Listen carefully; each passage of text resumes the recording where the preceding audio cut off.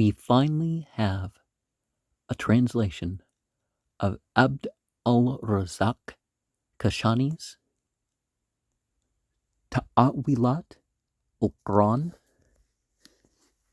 and this here is the first volume, which is translated by Feras Hamza, and each volume has its own introductions and stuff, and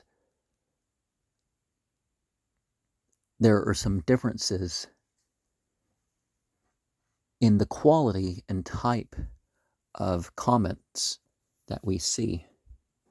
Now, in terms of the general commentary and introductions, appendixes, that sort of stuff, I think that Volume 1 is better than Volume 2. Although Volume 2, you have a better translation. But both have their insights. Now, people used to think that this text was by Ibn Arabi, and it's important to consider what might be the differences between the thought of Ibn Arabi and Kashani, much like people look at the differences between Socrates and Plato and Aristotle, except we have better information in terms of Ibn Arabi.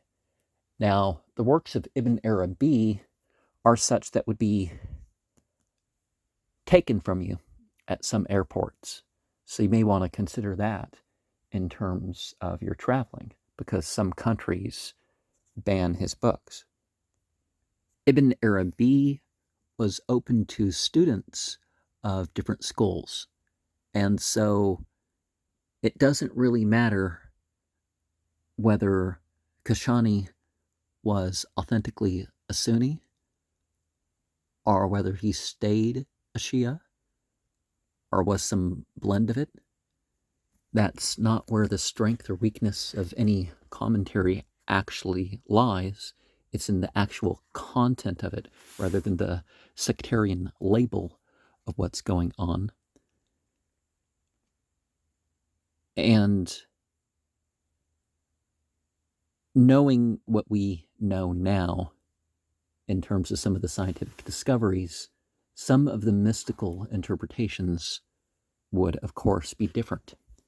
In this first volume, it is less obvious that there are some verses not commented on, but the work as a whole is something that comments on every one of the 114 chapters in Al-Quran.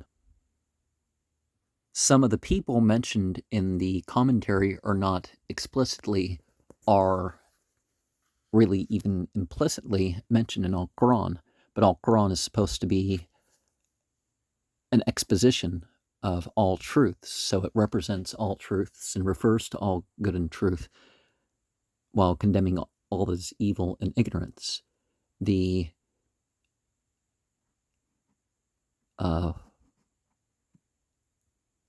index is a bit more practical than a lot of indexes.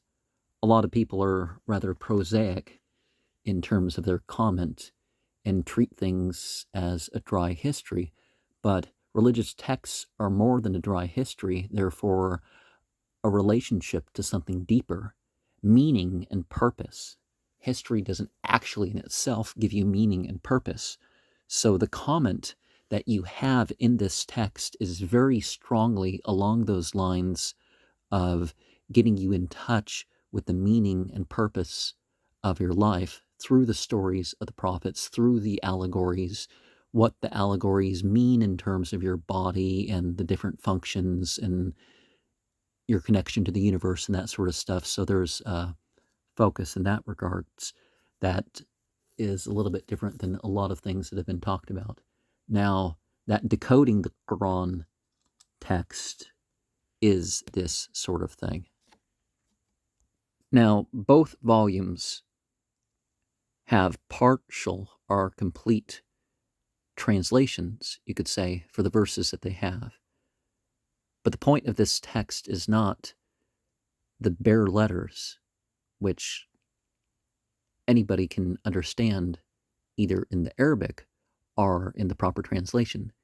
This text is about the realization. Now, a lot of the commentary doesn't appear to be supported by what a person could say to be the prophetic tradition, because there's, hundreds of thousands of narrations that a person could actually look at.